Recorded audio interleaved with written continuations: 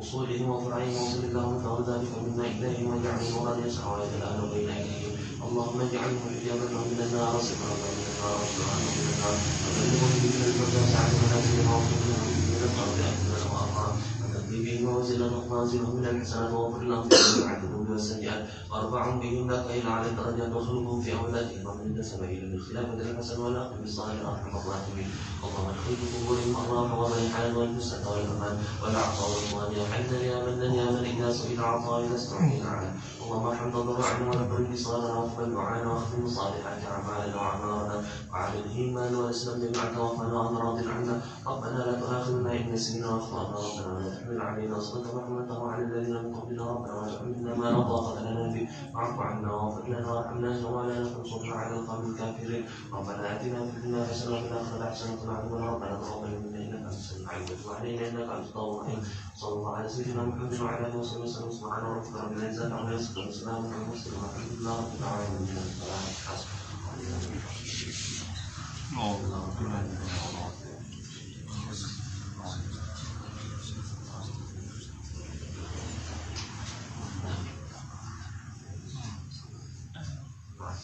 Hmm.